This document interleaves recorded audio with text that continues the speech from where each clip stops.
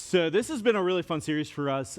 We've been able to talk through stories. I was in Orlando, which I don't think that there's a good reason to be in Orlando most times. That's where I grew up. And so if you enjoy like 100-degree weather, then sure. But I don't enjoy Disney World either, but my family enjoys all the parks and stuff. And we were in Orlando with my family, just enjoying that time together. And my nephew was like, Uncle Ryan, what's it like being in ministry? Because he's thinking about it. And I'm like, don't do it. And and this is kind of the reason. We were talking through, I love ministry, by the way. But, you know, it's truly a calling. It's truly a purpose, which is what we're talking through today. Is like, what is your purpose? What is your calling in life? And he started asking about stories. And he goes, you know, what is the hardest thing you've dealt with in ministry? And I'm not going to share it because it's going to take the whole room down. Because he looked at me, he's like, oh, that's pretty dark. I said, oh, yeah. It's because there's things that you work through with people because it's real life, right? It's real life moments that are happening. And as we get started today, I want you to hear this. Everyone has a story, and every story has a purpose.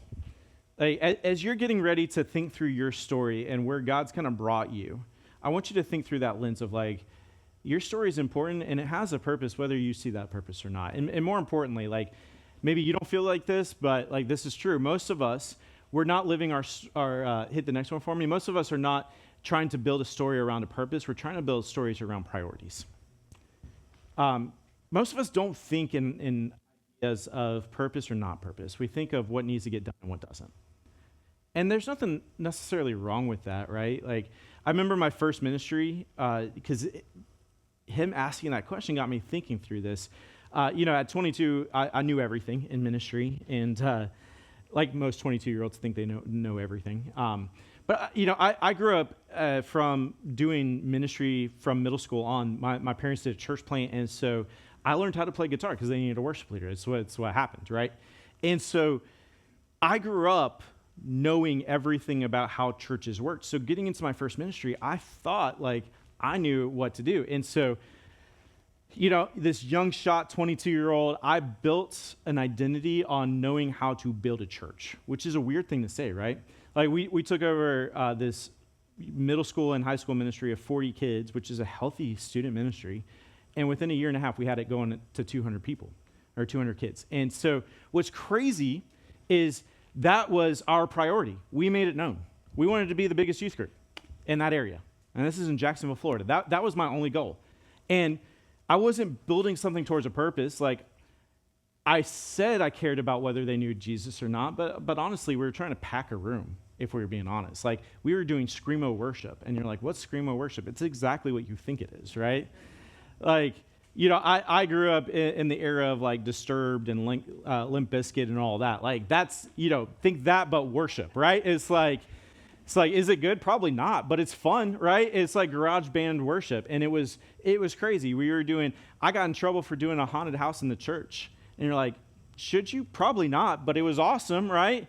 And heard more curse words that night than I think I did in my entire life. Did people know Jesus? I don't know, but it was a lot of fun, and it was crazy. In fact, one of my former students, he became, you know, a pastor at some point. We were talking through that. And he asked that question. He goes, how many of them actually knew Jesus? We were baptizing kids, but did they actually have a relationship with Jesus? I don't know. And just to think through the goodness of God, this is what God did years later. This was a few years back. One of the students who I would have never assumed would messaged me on Facebook. And he just wanted to say thank you because he is raising his family in the church now because of that youth group. And it just tells you this. Even having the wrong purpose and the wrong priorities, God can still use it for his glory. Right?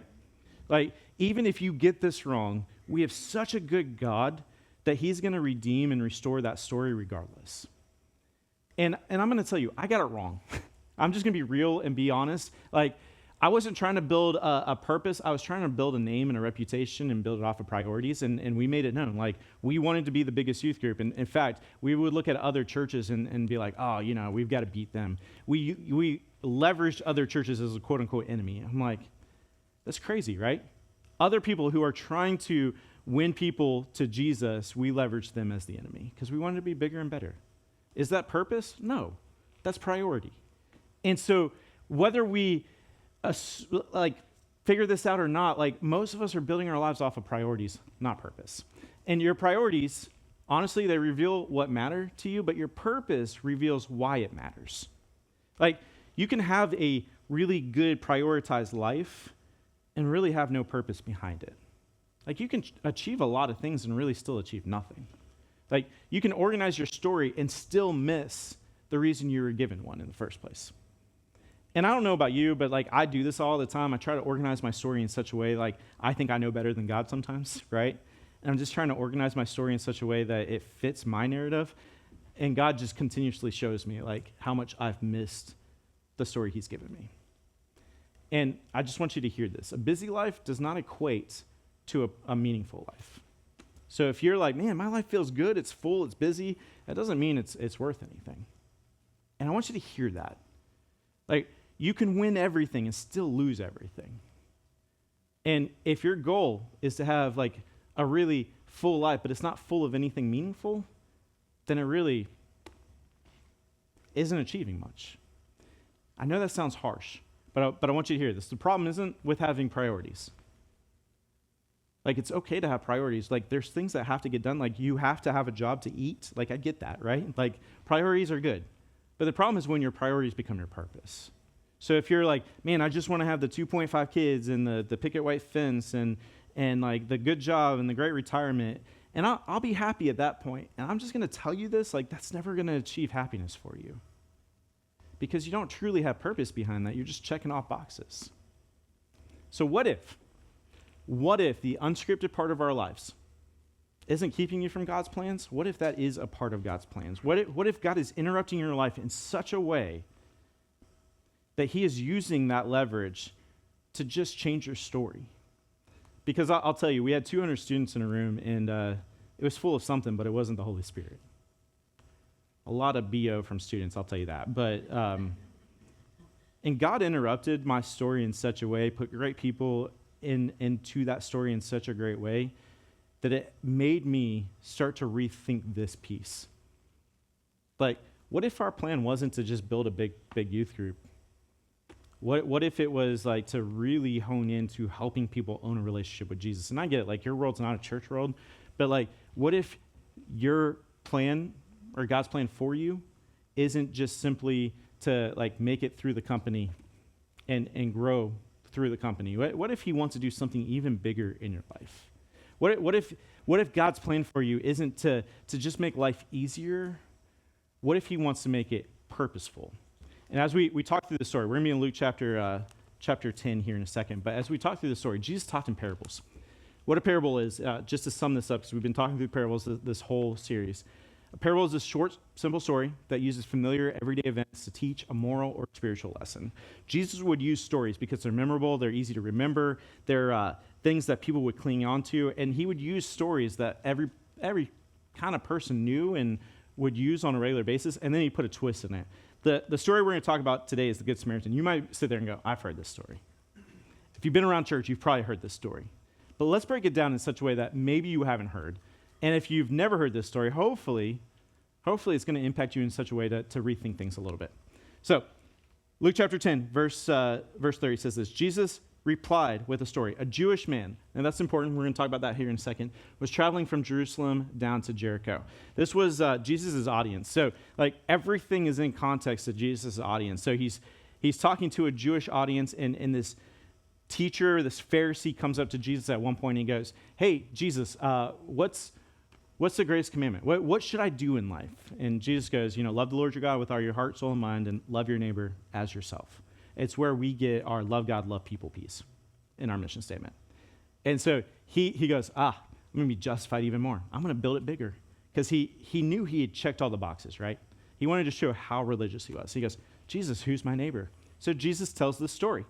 Talking to a Jewish audience, he's talking about a Jewish man, and this road from Jerusalem down to Jericho. Like, to put it in context, if you know Orlando, it's like I-4 in the middle of, some of you know, like you know, I-4 in the middle of like 5 o'clock traffic, or like 75 anytime that you're going through Atlanta, right? And so, like, this is such a difficult journey. Like, people knew this road. It's such a difficult journey. People didn't travel it alone. Because exactly what's about to happen in the story would happen all the time. People would get beat, robbed, stripped down of their stuff. It might be a little bit like Atlanta. You stop, you might get the same things, right? Like, This was a known story to them, but it was a known thing. Like this was a don't do this type of story, right? So the man was traveling from Jerusalem down to Jericho, and he was attacked by bandits. They stripped him of his clothes, beat him, and left him half dead beside the road. So he's sitting there, just sprawled out, ready to die. Then, by chance, a priest came along. But when he saw the man lying there, he crossed to the other side of the road and passed him by. Every time I've heard this preached, people like to compare and contrast. Like, here's the good Christians, here's the bad Christians. Don't be the bad Christians, right? It's not what this story is. So priests and Levites, who we're about to talk about here in a second, they had a very dedicated role in the temple or the church, as we would call it today. So like to be even messing with someone who's bleeding out would make them something called unclean. They would have to go through a ceremonial cleaning. It could take weeks, or days, if not weeks, for them. So like this for him, they look at this. I hear this preached all the time, like, don't be the priest. Don't ignore, and there is some of that, right? But what Jesus is really saying is like, no, he had responsibilities. Like there's intentionality of why he did this. And when people would have heard this, they would have understood. They're like, yeah, he can't touch this body. Like he'll be unclean. He can't do his duties, right? A temple assistant, a Levite, same thing, walked over and looked at them lying there. But he also passed by the other side. Again, people would go, don't be like the Levite. Don't be like the other, temple assistant. Don't treat people like this. And there is some of that. But again, he has responsibilities. It would be like for you guys, like, can you just call out work whenever? Maybe you have that kind of job that you can, but like sometimes you just can't call out. You've got responsibilities, right? You can't just skip out. Like this is what it is for them. So for him to do this, it's a big deal. This wasn't a move out of a lack of empathy or disregard for the person. This was a move out of priority. This was a man or two men doing what their responsibilities were. Not bad people, just wrong priorities, right? Like when they're looking at this scenario, they're looking at this situation going like, if I do this, I'm not in a position to do what I'm supposed to do. So they're not looking at this going like, this guy's not worth their time. They're saying, what's the best priority for my time? To help this individual or do my responsibilities with the church? The priorities they had became the purpose they assumed. How often does that happen to us, right? Like, we're not bad people. I see this with churches all the time. Like, the purpose they started off with was a great purpose, and then they got successful, and then they stopped doing the things that was about their purpose, and they just did the things that made them successful, right? And you're like, why did the church stop impacting people? Because the priorities became the purpose. Like, the things that got them there, they didn't want to, like, disrupt. So they stopped being impactful. They just made their priorities their purpose. And how often does that happen with us? Like, we're not bad people. Like, life just lifes. And we miss people because life happens. Then a despised Samaritan, we'll hit that here in a second, came along. And when he saw the man, he felt compassion for him. To give you perspective, Samaritans were like considered half-breeds. We'll talk through that here in a second. It's not like Harry Potter half-breeds, but it's like half Jews, half what they would call Gentiles, non-Jews. And so they didn't have certain rights. We'll talk through that here in a second. And the reason why Jesus would say despise Samaritans is because they were despised. Jesus didn't despise them. Jews despised them. In fact, when they heard this, they'd be like maybe audibly, maybe not, but boo. It's like, I'm a huge Ohio State fan because, born in Cincinnati. Yeah, see, there we go. And like football season, you're going to hear all of it. Like, second game of the season is against Texas, and we're going to beat the SEC again. And so like this isn't that. This isn't like friendly banter.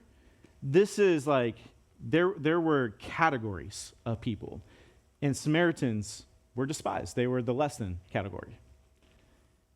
In fact, this is how they were considered: outcasts, enemies, half-breeds, both ethnically and religiously. In fact, Jews would avoid them to this extent. Like, if they had to travel south, they wouldn't go through Samaria. They would go around it, which could take them days longer because they just didn't want to interact with these people. So, like, later when Jesus interacts with a woman from here, like, that's a double negative. He's interacting with a woman, which was a negative back then, but also a Samaritan. So this is someone where they're like, oh, this dude's going to get just completely owned in this story. So this is how the story continues. Going over to him, the Samaritan soothed his wounds with olive oil and wine and bandaged them. Then he put the man on his own donkey, big deal, to put someone on your own animal to sacrifice you being able to walk and put his life on the line because, like, who knows, maybe the bandits are still around, right? And took him to an inn, which was essentially their hospital, where he took care of him. He goes, that's cool, right? He goes a step further, verse 35. The next day, he handed the innkeeper 2 silver coins. Hold that into consideration. We're going to talk about that here in a second. Telling him, take care of this man. If his bill is higher than this, I'll pay you the next time I'm here. So not only does he take care of this guy, pays for his medical bills. Some of you be like, man, that's really nice right now, right? Pays for his medical bills and then tells the innkeeper or, essentially their hospital, like, hey, if there's any more costs, I'm going to take care of it. Jesus is getting a little jab in here. Like, you know what this 2 silver coins are? This is a temple tax. This is what this is. Like, this would be like a tithe or an offering that you would give. And this would take care of, like, the priestly duties that you're paying for. So as he's talking about this priest and the Levite, and he's saying, hey, there's 2 silver coins, what he's saying is, yeah, these 2 silver coins, which would have taken care of your responsibilities, he's paying to take care of his medical bills. So a little jab in there, right? And I love that perspective from Jesus, not to be a jerk, but to prove a point, right? Verse 36 says, now, which of these, and this is Jesus talking, would you say was a neighbor to this man who was attacked by bandits? Very obvious, right? And this is what I want you to know before we get into that. The priests and the Levites, what they were doing is they were protecting their priorities. The Samaritan was pursuing his purpose. Like, I want you to hear this. There's nothing wrong with having a good life. And there's nothing wrong with having certain priorities in your life. But when those priorities surpass your purpose, that's where the issue comes. When you're so consumed with checking boxes and making sure everything's so clean and perfect and you miss people in it, that's where the issue comes. And so that's what Jesus is trying to tell them is like, hey, you're looking at faith as religion and checking boxes, and I'm just trying to help you understand, like, it's about people. And the man replies to Jesus, the one who gave him mercy. He can't even say the Samaritan, right? Hates him. The one who gave him mercy. I love that Jesus doesn't have to, right? He doesn't have to say that. He just says, go and do likewise. Do the same. So that's really what it comes down to. That's the question, right? Like, what are we supposed to do? The same. The problem isn't that we have priorities. The problem is that our priorities become our purpose. Like when I was trying to build a youth group because it felt good to be successful. It felt good to fill a room. It felt good to show that my worth and value. Like that was a priority for me. It wasn't my purpose. I didn't care whether the kids really knew Jesus. Like when you're just trying to get the job done at work so you can climb the corporate ladder, or you just want the nicer house or the nicer car, like it's not a bad priority, but like, is that really the purpose that you should be living for? Like, are you so focused on the priorities that you've missed the purpose of it all? What you've received from God should and has to become what you use to restore others. Like, this is what I love about it. It's like, usually what God uses to restore you, it's used to help restore other people. Like, been very honest about this, like having a plan to in my life and to struggle through that, spent years working through those things only to turn around and for 6 months to a year just helping guy after guy walk out of having a suicide plan. Like, what God is restoring you from, he's usually helping you restore others from as well. But sometimes we miss it because we're so focused on our priorities that we miss the restoration that comes through it. The places where God met you can and should become the places where God uses you, but it's up to you. And this is what Jesus is trying to help them understand. Like, you can check the boxes and you can do the job, but if you miss people, you've missed the point. Like, your priorities reveal what matters to you. Your purpose reveals why it matters. So is the priority like what you get out of life, or is the purpose how you help others? And that's really the question. Because as Jesus followers, our purpose should be bigger than our priority. So what do we do with it? We go and do like this. Like, pretty important guy said that, Jesus, right? Yeah. So how do we do that? Well, 3 quick things. Audit the pushback. Is this a priority versus the purpose? I saw this TikTok. I don't know how you feel about TikToks, but sometimes I get the doom scroll. You might do this too, whether that's Reels or TikTok or whatever. I was seeing this guy. He's 25 years old. He's been living his life prioritized on getting more stuff. He's going through this whole list. Like, I've gotten the job. I've gotten the family. He's 25 years old, and he's starting to build his family. And he goes, and he's just crying on TikTok, just being vulnerable, and I love it. He's just saying, like, I've built my whole life on priority. And I just found out, like, none of it matters. So he was talking about this, and he's like, yeah, I've got this friend group, and they invited me to church, and I'm not the church guy. And he goes, I came. And he goes, I don't even know what they were singing about, but I wept through worship. And he goes, because I finally figured out, like, for the first time, maybe my purpose is something more.